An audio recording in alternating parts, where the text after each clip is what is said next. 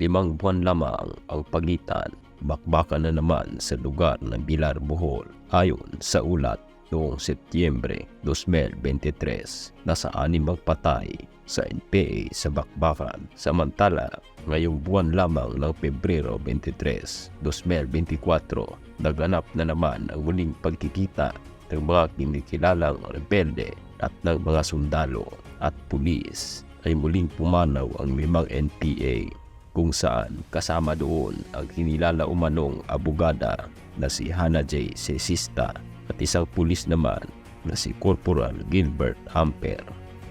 Pero ang tanong, bakit palaging may bakbakan sa lugar na ito? Marami bang NPA sa lugar na ito? Ang sagot ko dito, maaaring marami, maaari namang hindi, sapagkat wala namang kampo ang mga NPA, kundi nagpapahinga lang ito sa isang lugar pagka sila ay napapagod, pero maaari ding taga doon talaga sila. Ang Bilar, Bohol kasi ay lugar na may maraming mga bundok, kaya siguro mas komportable sila pag doon sila nagtatago. Kaya mga ka-360, huwag nating sayangin ang ating buhay kaysa labanan natin ng gobyerno. Mas maganda pag nakikipagkaisa na lang tayo.